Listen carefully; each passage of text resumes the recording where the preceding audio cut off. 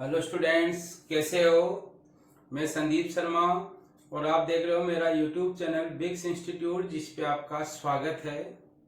तो बच्चों, previous class में अपन विद्युत द्विध्रुव का टॉपिक पूरा कर चुके हैं और आज की अपनी जो क्लास है उसमें अपन किनके बारे में पढ़ेंगे, विद्युत बल रेखाओं के बारे में पढ़ेंगे, जिसमें अपन इसकी परिभाषा देखेंगे और इसके विभिन्न जो गुणधर्म है वो देखेंगे। तो सबसे फर्स्ट आती है आपकी परिभाषा कि विद्युत बल रेखाएं किसे कहते हैं।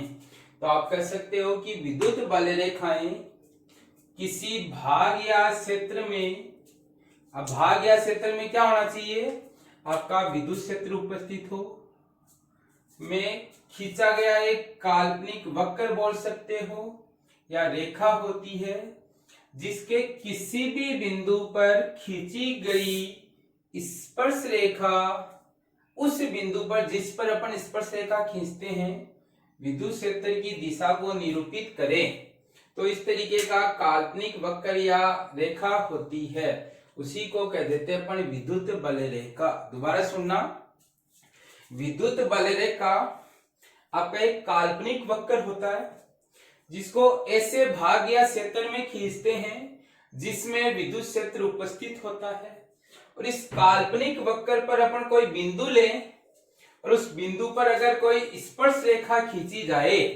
और वो किसकी दिशा को निरूपित करे, विद्युत क्षेत्र की दिशा को निरूपित करे, तो इसी काल्पनिक वक्र को कह देते हैं अपन विद्युत बल रेखाएं।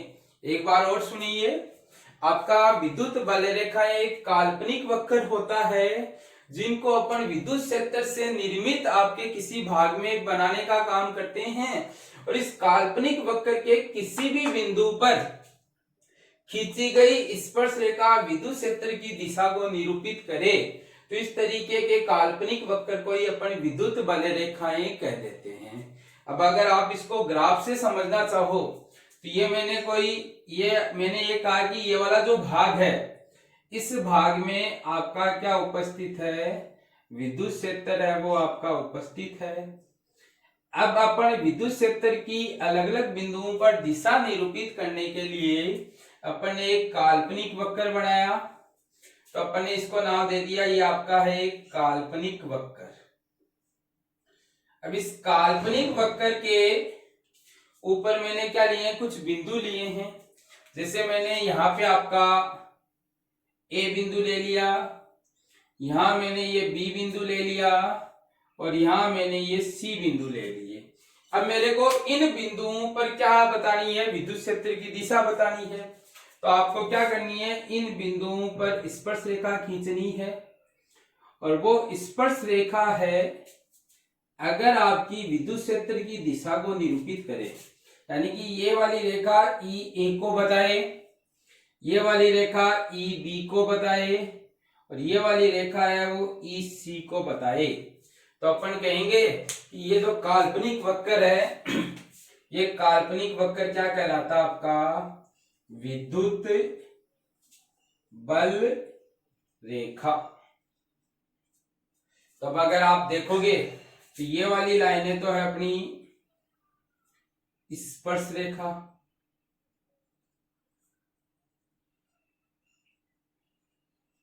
ये आपका ए बिंदु का विद्युत क्षेत्र है, ये आपका बी बिंदु का विद्युत क्षेत्र है, ये आपका सी बिंदु का विद्युत क्षेत्र है। तब आप इस परिभाषा को दोबारा रिटेन करो, तो दोबारा रिटेन करते हैं। तो अपन ने एक काल्पनिक वक्र बनाया, जो कहां पर बनाया, जहां पर आपका विद्युत क्षेत्र उपस्थित है, और इस काल्पनिक वक्र के इन बिंदुओं पर ए बी और सी बिंदुओं पर अपन ने क्या खींची, स्पर्श रेखा खींची, और इस स्पर्श रेखा से अपन ने किनको निरूपित किया, विद्युत क्षेत्र को निरूपित किया, जो आपको ये बता रहा है कि ए बिंदु पर विद्युत क्षेत्र आपका ऐसे है, ऐसे में बी पर चला जाता हो तो ऐसे है, और सी पर ऐसे चला। तो इस तरीके से आपका ए बी सी बिंदु पर अपन ने क्या कर दी, विद्युत क्षेत्र की दिशा को निरूपित कर दिया। तो आप कह सकते हो कि विद्युत बल रेखाएं अलग अलग बिंदुओं पर विद्युत क्षेत्र की दिशा को निरूपित करने का एक आरेखीय रूप होता है।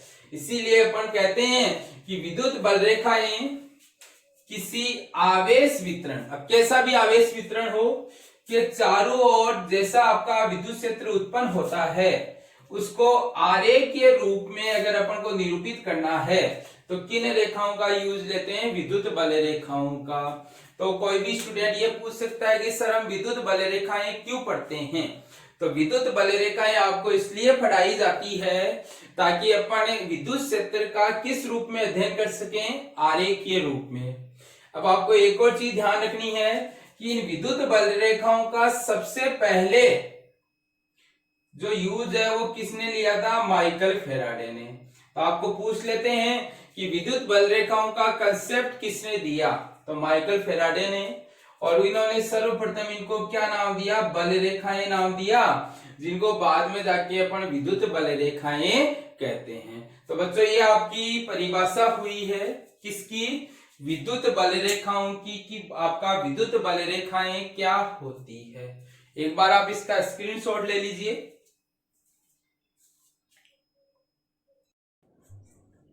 तो स्टूडेंट्स अब अपना क्या आता है कि विद्युत बल रेखाओं के गुणधर्म आते हैं, जिनमें पहला गुणधर्म है वो आपको ये बोलता है कि विद्युत बल रेखाएं धनावेश से प्रारंभ और ऋणावेश पे समाप्त होती है। कहने का मीनिंग आपके पास ये हो गया कि अगर आपके पास ये कोई प्लस आवेश है, या मैं ये कहूं कि आपके पास ये क्यू आवेश है, इस क्यू आवेश की अगर आप क्या करते हो? विद्युत बल रेखाएं बनाते हो। तो विद्युत बल रेखाएं बनाने का मीनिंग ये लाइनें खींचेंगे अपन, और ये लाइनें खींचने के बाद में आपको ये बताया जाता है कि अगर आपके पास ये तीर के चिन्ह बाहर की ओर हैं तो अपन कहेंगे कि ये Q कैसा है? Greater than 0। और Q ग्रेटर देन 0 होने का मीनिंग कैसा होगा? प्लस का। तो आप ये कर सकते हो कि अगर विद्युत बल रेखाएं किसी आवेश से प्रारंभ हो रही है तो वो धनात्मक होगा, या अगर कोई आवेश धनात्मक है तो विद्युत बल रेखाएं क्या होगी? उससे प्रारंभ होगी। तो आप यहां लिख सकते हो धनावेश से प्रारंभ। ध्यान रखना बच्चों कि आपकी विद्युत बल रेखाएं हमेशा क्या होती है? धनावेश से प्रारंभ होती है। दूसरी चीज एक और याद रखनी है कि अगर आपका आवेश कैसा हो? एकल। एकल का मीनिंग आपके पास सिंगल आवेश हो, तो आपके पास ये जो विद्युत बल रेखाएं हैं वो प्लस आवेश है तो अनंत पे जाके समाप्त होगी ऐसे। तो आप यहां लिख सकते हो एकल आवेश की विद्युत बल रेखाएं कहां समाप्त होगी? अनंत पर समाप्त होगी। ये लाइन याद रखना अगर आपका प्लस है तो। या इसका विपरीत अगर मैं ये कोई क्यू आवेश लूं और मैं ऐसी की ऐसी बल रेखाएं बनाऊं, पर इस बार बल रेखाओं में जो आपका तीर का चिन्ह है वो मैं अपोजिट कर दूं, यानी कि बल रेखाएं आपकी ऐसे अंदर की ओर आए, और अंदर की ओर आने का मीनिंग आपका Q है वो लेस देन 0 होगा, और लेस देन 0 का मीनिंग Q है वो कैसा आवेश होगा? आपका ऋण आवेश होगा। तो आप यहां लिख सकते हो ऋणावेश पे समाप्त होती है और धनावेश से आपके पास क्या होती है? प्रारंभ होती है। तो बच्चों ये ध्यान रखना, अगर आपके पास कोई प्लस आवेश है तो विद्युत बल रेखाएं वहां से स्टार्ट होगी, और अगर माइनस आवेश है तो विद्युत बल रेखाएं क्या होगी? समाप्त होगी। दूसरी चीज ये याद रखनी है कि अगर एकल आवेश है तो अगर धनावेश है तो अनंत पर समाप्त होगी, या आप यहाँ पे ये कह सकते हो कि ये तो एकल धनावेश की है, और मैं कहूं एकल ऋणावेश की। तो आप लिख लेना यहाँ पे कि क्या होगी? अनंत से प्रारंभ होगी। तो एक लाइन आपको ये भी याद रखनी है कि ये आपकी बल रेखाएं जो इसके पास आ रही है आवेश के पास, ये कहां से चलकर आ रही है? अनंत से चलकर आ रही है।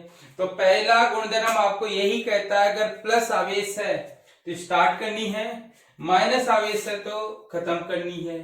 दूसरी चीज आपको इसमें ये याद रखनी है कि अगर आपका आवेश एक ही है तो आपके पास धनावेश के लिए तो ये लाइनें अनंत पे जाके समाप्त होगी और ऋणावेश के लिए ये लाइनें अनंत से स्टार्ट होगी। तो पहला गुणधर्म है, इसमें कोई दिक्कत नहीं होनी चाहिए बच्चों। नेक्स्ट अगर गुणधर्म की बात करते हो तो ये आपको ये बोलती है कि विद्युत बल रेखाएं कभी भी बंद वक्र का निर्माण नहीं करती। तब आपको ध्यान रखना है कि बच्चों बंद वक्र क्या होता है।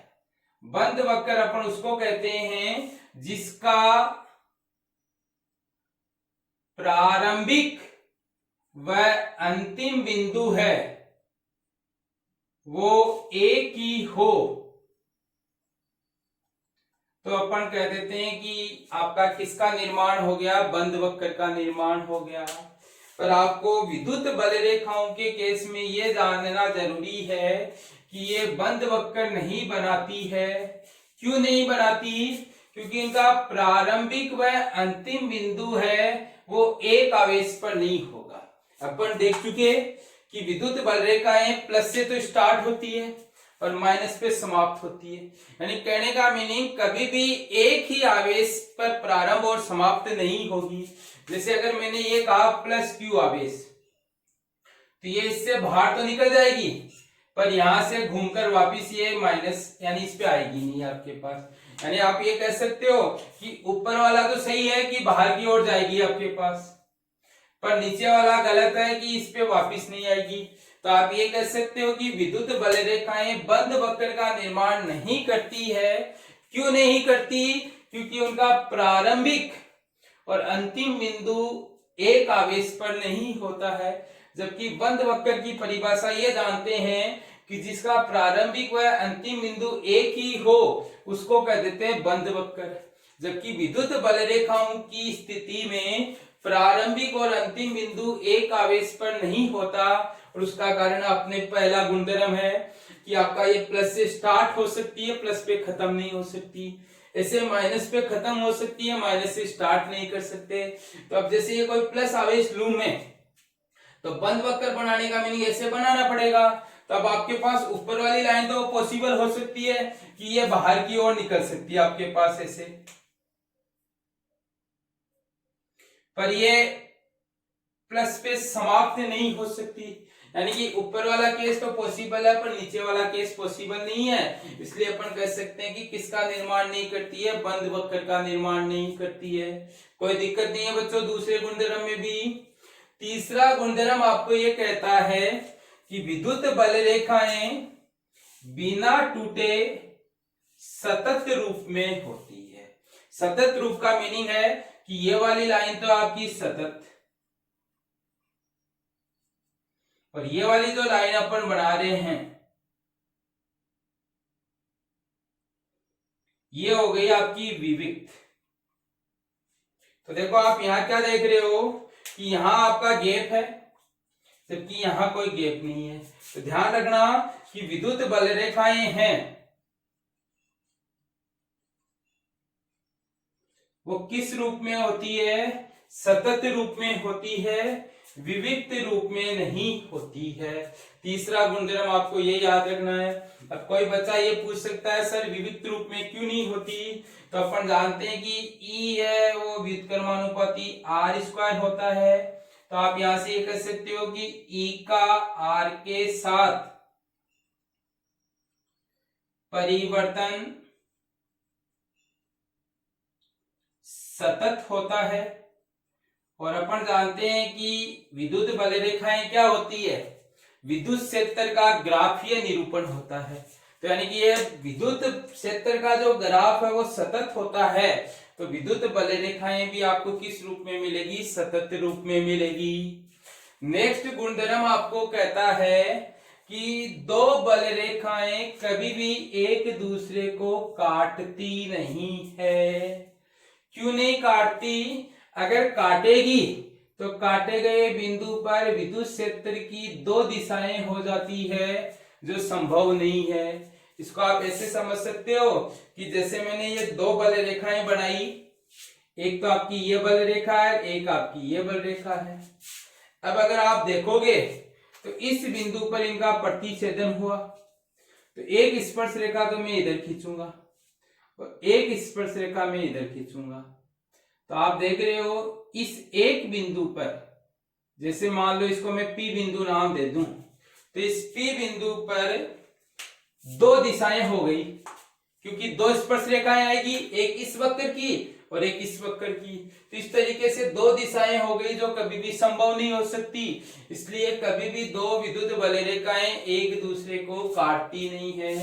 अब बच्चों इनमें ध्यान रखना, एक आपकी जो सेकंड नंबर की प्रॉपर्टी है और एक फोर्थ नंबर की प्रॉपर्टी है, ये सबसे ज्यादा इंपॉर्टेंट प्रॉपर्टी है, बोर्ड में आपकी सबसे ज्यादा पूछी जाती है। नेक्स्ट गुणधर्म आपको ये कहता है कि किसी आवेश से प्रारंभ या उस पर समाप्त होने वाली विद्युत बल रेखाओं की संख्या उस आवेश के परिमाण के समानुपाती होती है।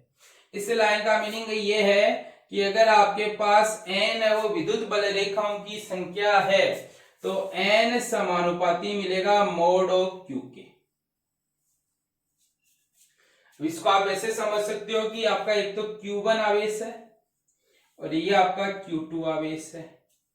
अब मैंने यहां कुछ बल रेखाएं खींची, जिनमें Q1 आवेश की बल रेखाएं तो आपके पास ये हैं,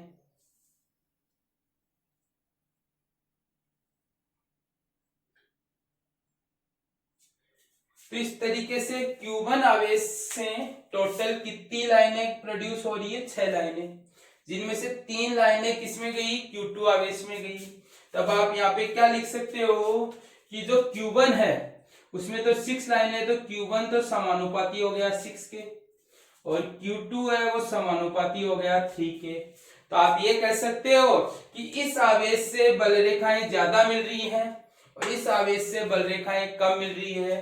तो आप यहां से ये कह सकते हो कि Q1 बड़ा है Q2 से, और ये भी कह सकते हो कि Q1 बराबर है 2 ऑफ Q2 के, यानी कि Q1 की बल रेखाएं Q2 की बल रेखाओं से दुगुनी होने के कारण अपन ये कह सकते हैं कि Q1 का जो परिमाण है वो Q2 के परिमाण से क्या मिलेगा? आपका ज्यादा मिलेगा। तो बच्चों ये 5 गुणधर्म है जो अपन ने स्टडी किए हैं। पहला गुणधर्म ये है कि बल रेखाएं प्लस से स्टार्ट होगी, माइनस पे समाप्त होगी। दूसरा गुणधर्म आपका ये है कि कभी भी बंद वक्र का निर्माण नहीं करती। अगर बंद वक्र का निर्माण किया तो आपके पास प्रारंभिक और अंतिम बिंदु सेम हो जाएगा, जो कभी भी पॉसिबल नहीं होता। तीसरा है विद्युत बल रेखाएं बिना टूटे सतत रूप में होती है, क्योंकि विद्युत क्षेत्र का जो परिवर्तन है वो सतत रूप में होने के कारण बल रेखाएं भी अपन को सतत रूप में मिलेगी। चौथा गुणधर्म आपका ये है कि कोई भी दो विद्युत बल रेखाएं कभी भी एक दूसरे को प्रतिच्छेद नहीं करती है। अगर प्रतिच्छेद की तो प्रतिच्छेद किए गए बिंदु पे दो दिशाएं होगी जो कभी भी संभव नहीं हो सकती। और लास्ट का गुणधर्म आपको ये कहता है कि बल रेखाओं की संख्या आवेश के परिमाण के समानुपाती होती है। इसके आधार पे आप ये कह सकते हो कि अगर आपके पास Q की वैल्यू बढ़ाओगे तो अपन कह सकते हैं कि विद्युत बल रेखाओं की संख्या बढ़ेगी, Q की वैल्यू कम करेंगे तो विद्युत बल रेखाओं की संख्या कम होगी। ऐसे कह सकते हो कि अगर Q का मान ज्यादा हुआ तो बल रेखाएं ज्यादा मिलेगी, अगर Q का मान कम हुआ तो बल रेखाएं अपन को क्या मिलेगी? कम मिलेगी। तो बच्चों ये आपके पास कुछ गुणधर्म थे जो अपन ने यहाँ स्टडी किए। बाकी के जो कुछ गुणधर्म हैं वो क्या करेंगे? इसके पार्ट 2 में स्टडी करेंगे। तो इसमें अगर किसी बच्चे को किसी तरीके की कोई दिक्कत हो या किसी प्रॉपर्टी को समझने में कोई प्रॉब्लम आए तो वो पूछे जरूर, और कमेंट सेक्शन में कमेंट करके बताएं कि सर मेरे को यहाँ पे दिक्कत है, या व्हाट्सएप नंबर पे व्हाट्सएप करके भी पूछ सकता है वो बच्चा किसी भी तरीके की प्रॉब्लम हो तो बच्चों इसका स्क्रीनशॉट ले लीजिए और वीडियो को देखने के बाद में उसको लाइक और शेयर करना ना भूलिए। Thank you.